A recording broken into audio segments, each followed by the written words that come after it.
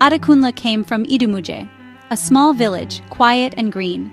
The earth there smelled rich after rain. Tall palm trees swayed in the breeze. His family were farmers, strong and kind. They worked the land with knowing hands. He loved the red soil under his feet. Life moved slowly, like the river nearby. His days followed a simple pattern. Morning light brought the sound of birds. He would fetch water from the stream. Then, school under the big mango tree. Afternoons were for helping on the farm. He chased goats and planted yams. Evenings were for stories by the fire. His grandmother told tales of old times. The community was close, like one big family, but Adekunle had dreams in his heart. He heard stories about the big city. Traders brought news from faraway Lagos. They spoke of lights that never slept, of buildings that touched the sky. He wondered about this different world, a world so unlike his peaceful village. The journey to Lagos was long. Adekunle left Idumuje with a small bag and a heart full of hope and fear. When he arrived, the city hit him, like a giant wave, loud and strong. Buildings were like mountains of concrete. Cars honked, a never-ending song. So many people rushing, always rushing. It was a different planet, truly. He felt small, a tiny fish in a vast ocean. His first days were a blur. He looked up often, his neck stiff. The city air was thick with smells. Petrol, roasted plantain, something sweet. He missed the clean air of Idumuje. The fast pace made his head spin. He learned to walk quickly, to dodge crowds. It was exciting, this new energy. But sometimes he felt a deep loneliness. He longed for a familiar face, a gentle word. Then he met Zara one afternoon. She worked in a small fabric shop. He went there to buy thread for his uncle. She had a bright smile like the city lights. Her laughter was quick and easy. She moved with a city confidence. Her English was fast, her clothes stylish. They started to see each other more.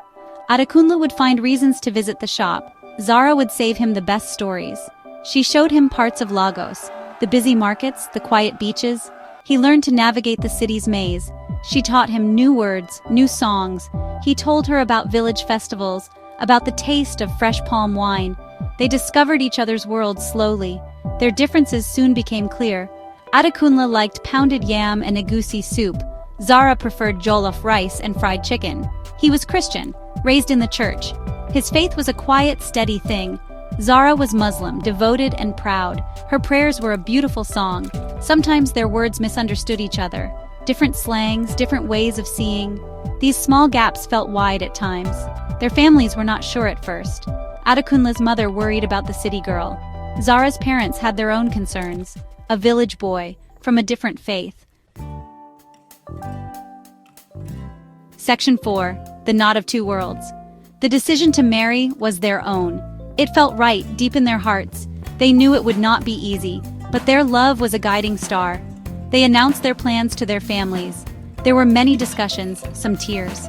Some family members voiced strong objections, worries about religion, about culture's clash.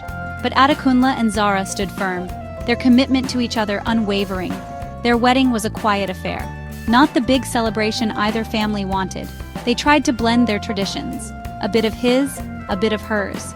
Some compromises were made, with grace. Zara wore a dress that shimmered softly. Adekunle wore a simple, neat attire. They said their vows with sincerity, a Christian prayer, a Muslim blessing. It was a new beginning, uniquely theirs. Married life began in a small city apartment. Learning to live together was an adventure. His village habits met her city ways. He liked the quiet of early mornings. She often worked late into the night. Little things sometimes caused friction. How to cook the stew, which station to watch. Section 5. Building bridges, stronger together. They learned that talking was essential, not just words, but real communication. They shared their worries openly. They listened without quick judgment. When misunderstandings arose, they talked them through. Small hurts were not left to fester. They learned to say sorry and to forgive. This honesty became their strongest tool. It helped them navigate the rough waters. Their home became a safe space for truth.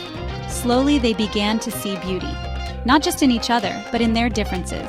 Adekunle admired Zara's vibrant faith. He learned from her resilience, her city smarts. Zara cherished Adekunle's calm spirit, his deep connection to simpler things. They celebrated both Christmas and Eid, their home filled with diverse aromas. Their lives became richer, more colorful. They were two distinct melodies in harmony. One year, they visited Idumuje together. Zara saw the green hills through Adekunle's eyes. She felt the warmth of his community. She tasted the sweetness of village life. Adekunle too saw Lagos differently now. Through Zara, he found its hidden charms.